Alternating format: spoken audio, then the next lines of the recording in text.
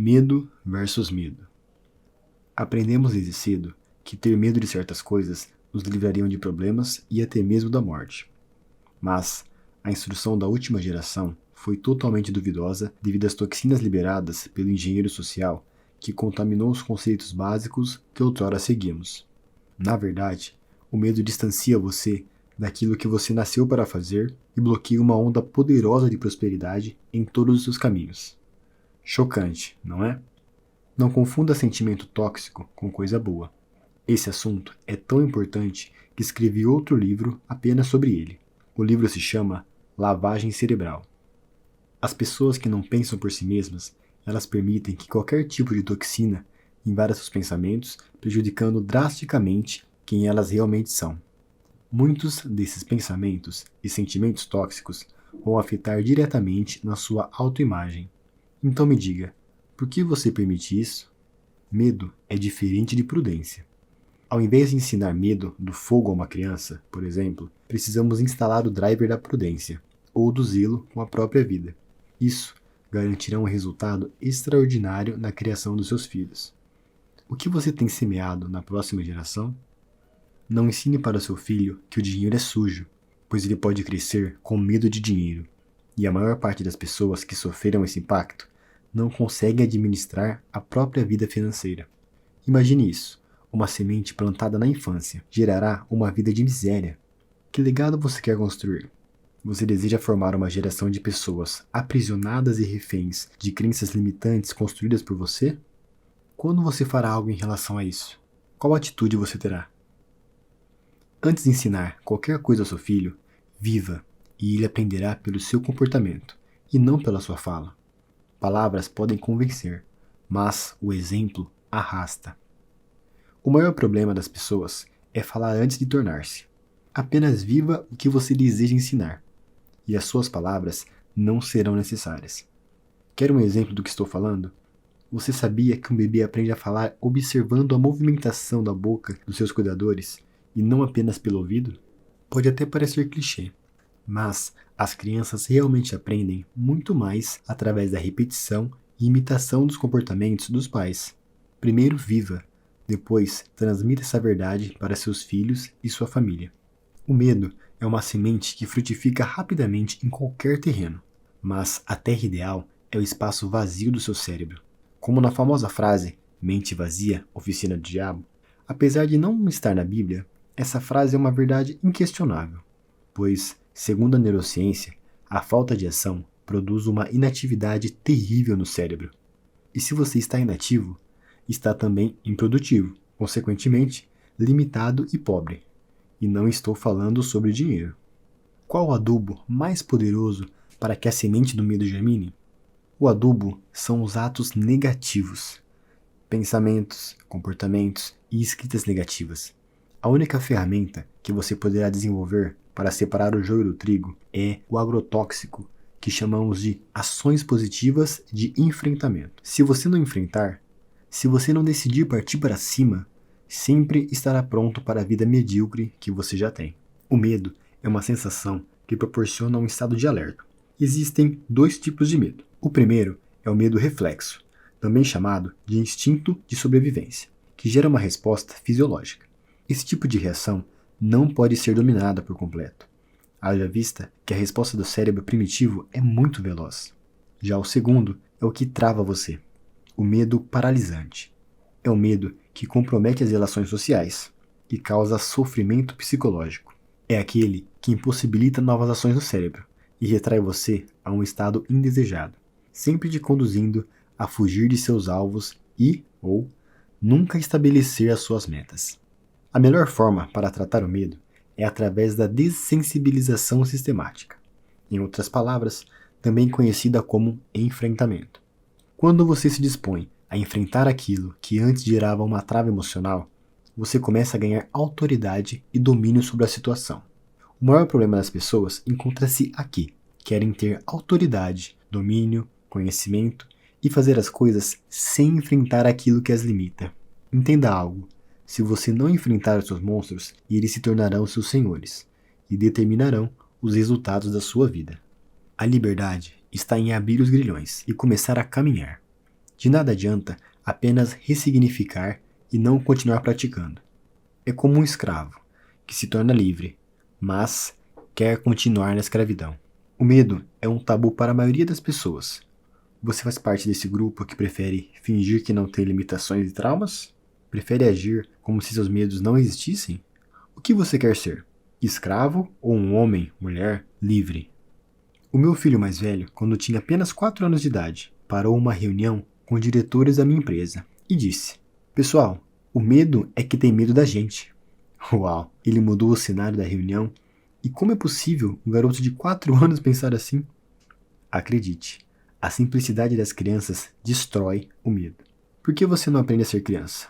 Ah, eu já sei. Você tem medo de parecer ridículo e infantil. Mas saiba que esse pode ser o seu caminho para a liberdade. Você tem medo pois seu raciocínio é complexo. Os medos são muito intensos. Tudo parece ser grande demais. Acredite, a simplicidade pode te libertar. Você deseja ser livre? Se sim, apenas compreenda que você tem apenas o hoje. Não procrastine. Não deixe tudo para amanhã. Apenas viva o agora e pare de fugir. Faça o que precisa ser feito. Liste em um papel 10 medos que você já ouviu e que pareciam ser coisas boas, mas não são. Capítulo 4. Estágios cerebrais do medo. Você sabe efetivamente o que é o medo? O medo é constituído por um estado emocional de agitação física, ocasionado pela presença, real ou pressentida, de um perigo concreto. Pode acometer o ser humano para uma fuga para dentro de si ou fora de si. O medo é uma reação de alerta e, em até certo nível, importante para a sobrevivência, mas, na maioria das vezes, pode tornar-se paralisante. Quando o nosso organismo reage de forma exagerada ao medo, o estado de alerta, que antes era benéfico ao indivíduo, torna-se patológico. E é aí que entra todas as doenças desenvolvidas muitas vezes por um medo pequeno, que só porque você não enfrentou e não resolveu, se tornou grande e te dominou. O medo se torna patológico em alguns casos, quando o organismo reage de forma exagerada, fazendo com que o estado de alerta se torne fobia. A fobia se trata de uma antecipação do medo ou da ansiedade. Sabe qual o maior problema disso? O prejuízo social, emocional e familiar em que essa pessoa se coloca.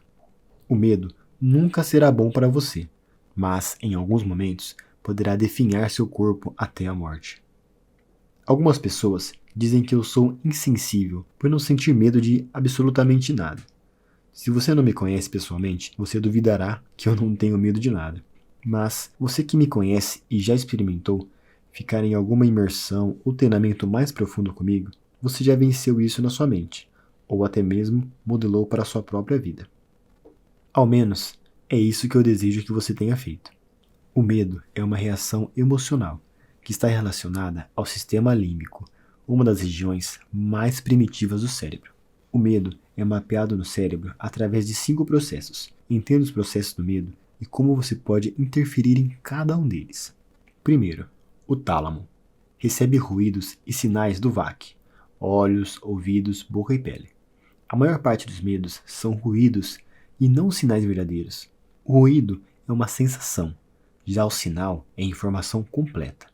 O tálamo não consegue processar, nesse primeiro nível, aquilo que é realmente real, do que foi constituído ou imaginado por você. Por isso, podemos coordenar nossas reações e ter um primeiro reflexo de medo e dar um pulo imediato, e em seguida, reconsiderar e ver que não havia nenhum perigo, analisar o que aconteceu e o que nos causou medo. 2. Córtex pré-frontal, sensorial. Nessa área cerebral, existem as reguladoras do medo. As reações de medo resultam dos intercâmbios entre os 2 hemisférios cerebrais e derivam da síntese entre a emoção de medo e a sua regulação. O córtex pré-frontal é responsável por interpretar as sensações sensoriais, emocionais e culturais, para formular planos de ação em situações de emergência. Terceiro, hipocampo. O hipocampo armazena e recupera as memórias anteriormente armazenadas, processa os estímulos e os compara. 4. Amígdala. Ela decodifica as emoções, determina possíveis ameaças e armazena memórias do medo. Uma vez acionada, a amígdala lança um primeiro alarme corporal, sob a forma de posição de tensão. Quinto, hipotálamo. Após ser avaliado o perigo e acionado o alarme pela amígdala, caso o sinal continue a ser disparado, são avaliadas diversas estruturas cerebrais próximas da amígdala envolvidas no circuito do medo. A partir daí, o hipotálamo decide o que fazer, lutar ou fugir. Os níveis de intensidade de medo vão desde uma prudência e concentração, desconfiança, alarme de angústia, ansiedade, ao pânico e terror. Precisamos compreender também que o que não existe oprime mais do que aquilo que existe. Já pensou sobre isso? Aquilo que permanece na imaginação, ou seja, é criado por quem sofre, aprisiona justamente porque foi criado e desenvolvido no âmbito da imaginação. E por isso não pode fugir, pois seria necessário fugir de si mesmo para conseguir livrar-se de suas ameaças. Isso é muito sério. Uma imaginação mal utilizada gera correntes mentais que aprisionam você e te impede de ser o que você nasceu para ser. Tudo isso por uma má gestão dos pensamentos e de sua imaginação. Você quer mudar isso? Hoje, possuímos uma habilidade para não temer ou enfrentar um grande risco, ou ainda sentir pavor mesmo quando o perigo está apenas no âmbito da fantasia. Temos essas atitudes devido à complexidade do cérebro humano, que a princípio deveria melhorar o controle sobre o medo, porém desencadeia maiores riscos e disfunções. O medo é uma emoção primária e provoca ansiedade, angústia, susto, pânico e terror. Lutar ou fugir. Liste agora 10 pontos que você tem fugido e, em uma palavra, escreva o que você fará para encarar essa situação. Capítulo 5. Quais são os seus medos? Quando você era um bebê, a sua simplicidade fez o medo ser apenas uma piada. Você não sabia como pedir comida, por isso, o seu único ato foi chorar, coisa que ninguém te ensinou, e em nenhum momento você se incomodou com isso.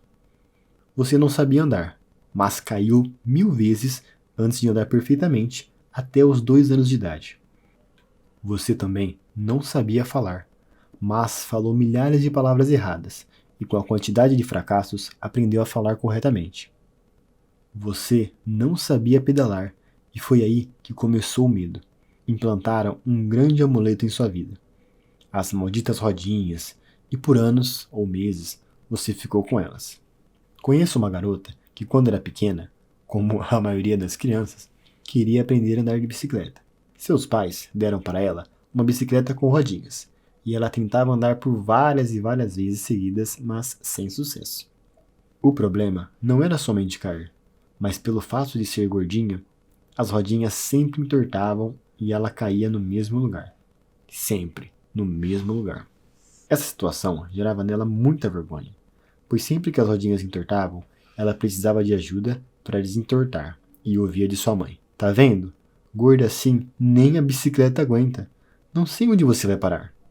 Resumindo, ela desistiu da bicicleta e desistiu de muitas outras coisas. Tentou por vezes desistir da própria vida. Sempre que precisava empregar energia para enfrentar algo, ela desistia. Se tornou uma criança medrosa e posteriormente desenvolveu um quadro grave de síndrome do pânico. Você sabia que uma criança aprende a andar de bicicleta em apenas 2 dias? É só tirar as rodinhas e os pedais. Deixe a criança empurrar a bicicleta para ganhar equilíbrio. Depois de 2 dias, coloque os pedais. A criança pedalará de forma assombrosa. Eu tive a oportunidade de ensinar meu filho mais velho, Lorenzo, de 5 anos, a andar de bicicleta da forma que compartilhei com vocês. Como fiquei alegre em saber que não fui o causador de traumas no meu filho, e ele poderá seguir em frente, sempre enfrentando os seus medos e os seus desafios. Sim, eu sei como você deve estar se sentindo agora. Achou que durante tanto tempo estava ajudando os seus filhos, quando na verdade imprimiu neles um medo gigantesco. E hoje, se seus filhos forem adultos, podem ser que não consigam andar de bicicleta, como a garota que eu contei na história, e também não consigam muitas outras coisas. Ao final desse livro, você vai dar risadas de como você se manteve bloqueado, coisas que você nunca questionou, e a coisas que você simplesmente se acostumou. Liste agora pelo menos 10 medos que você tenha em ordem de prioridade.